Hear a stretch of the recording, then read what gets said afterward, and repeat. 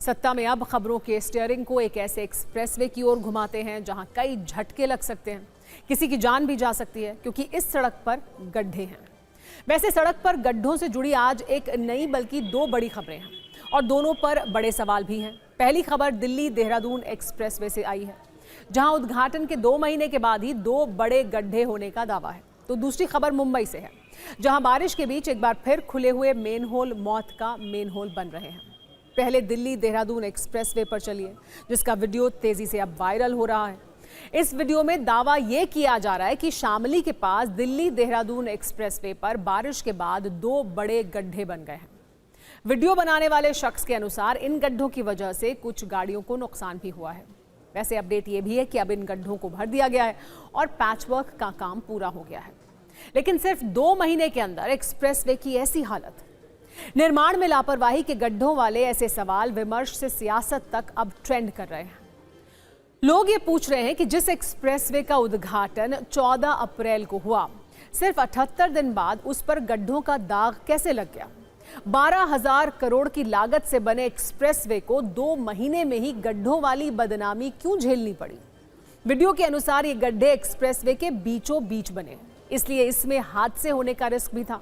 और अगर कोई बड़ा हादसा हो ही जाता तो जिम्मेदारी फिर किसकी होती। देहरादून एक्सप्रेसवे पर अधिकतम स्पीड 100 किलोमीटर प्रति घंटा है। सोचिए, इतनी रफ्तार में कोई गाड़ी इन गड्ढों से गुजरती है तो उसके पलटने या डिवाइडर से टकराने का खतरा भी हो सकता है। इसके अलावा गाड़ियों के सस्पेंशन और ऑयल व्हील टूटने का रिस्क भी रहता है। इसलिए भारी भरकम टोल टैक्स के बाद भी जान के जोखिम को लेकर लोगों में बड़ी नाराजगी है। अब दिल्ली देहरादून एक्सप्रेसवे इन गड्ढों पर सियासत की रेस भी शुरू हो चुकी है और विरोधियों को सरकार पर तीव्र गति से सवाल उठाने का मौका मिल गया है।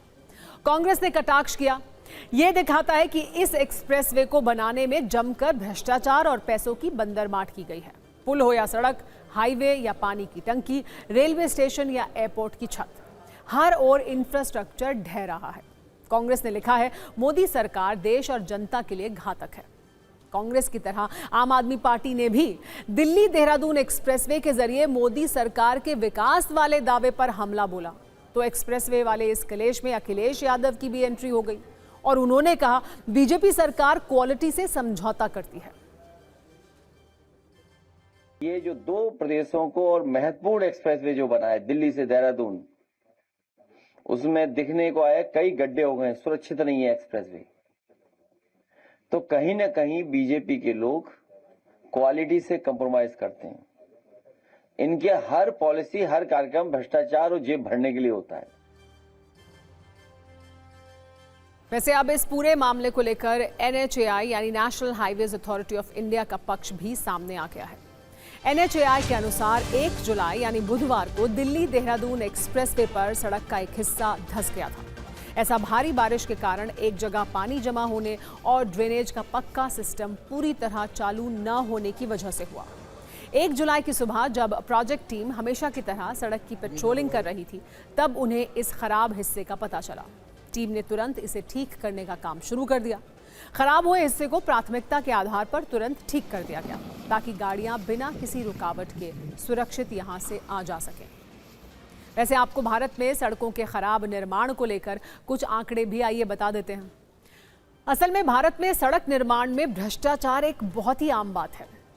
ट्रांसपेरेंसी इंटरनेशनल इंडिया की रिपोर्ट के मुताबिक भारत में सड़क निर्माण में 20 से 40% लागत बर्बाद हो जाती है। इसकी वजह है रिश्वत, घटिया सामान और अनियमितता। अगर सड़कों की क्वालिटी की बात करें तो वर्ल्ड इकोनॉमिक फोरम की रिपोर्ट के मुताबिक दुनिया के 139 देशों में भारत की सड़कों की क्वालिटी 91 नंबर पर है, यानी बहुत खराब। तो आप समझ लीजिए सड़क निर्माण में भ्रष्टाचार की स्थिति क्या है। वैसे गड्ढे वाली एक तस्वीर यूपी के मुजफ्फरनगर से भी आई है। तेज बरसात के बीच अचानक सड़क में 5 से 6 फीट गहरा गड्ढा हो गया। बताया जा रहा है कि सीजन की पहली बरसात और तकरीबन 30 साल पुरानी सीवर लाइन के लीकेज होने के चलते यह हादसा हुआ। राहत की बात यह रही कि इस घटना में कोई भी जनहानि नहीं हुई। ऐसे ही गड्ढे वाली एक खबर सूरत से भी आई।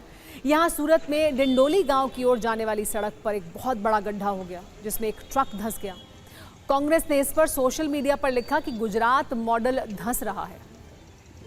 दिल्ली देहरादून एक्सप्रेसवे का गड्ढा तो NHAI ने भर दिया, लेकिन मुंबई में वहां की नगर निगम मैनहोल पर ढक्कन नहीं लगा पाई, जिसमें गिरकर आज एक 60 वर्ष के व्यक्ति की मौत हो गई।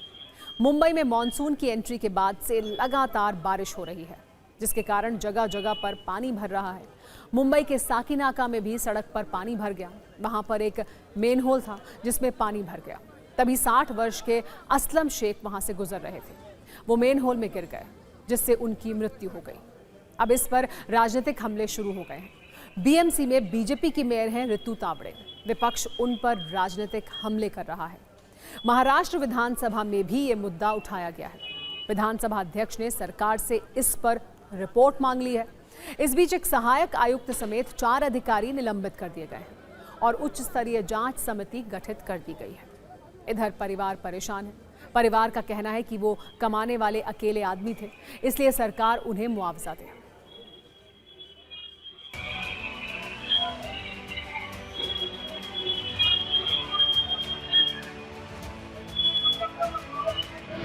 के ऊपर गटर के ढक्कन का काम चल रहा था। ये वही गटर है जहां 60 साल के असलम शेख नाम का एक व्यक्ति इसके अंदर गिर जाता है। उसकी बॉडी आगे जाके दूसरे वाले गटर के पास मिलती है, यानी उस मैनहोल पे मिलती है। ये देखिए, इसी जगह पर काम चल रहा था और बरसात हो रही थी। इसी दरमियान ये घटना घटी है। इसी तरह असलम जो है यहाँ से आ रहे थे और इसी के अंदर वो गिर जाते हैं। कुल मिलाकर कहा जाए कि अब असलम शेख दुनिया में नहीं है।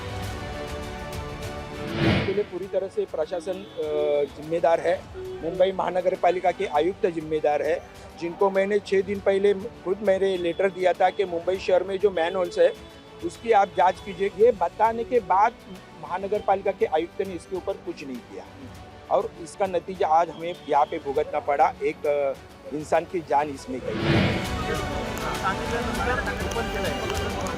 एक केवळ निलंबन करून चालणार नाही। मला वाटतं कल्पेबल होमिसाइडचा गुन्हा घ्यायला पाहिजे अशा अधिकाऱ्यांवर। अभी वार्ड ऑफिसर ने कहा कि हमने ये सब काम बंद करने को कहा था, फिर इसने ये काम क्यों किया? इसके ऑर्डर पे किया। अगर किया तो बैरिकेड क्यों नहीं लगाया?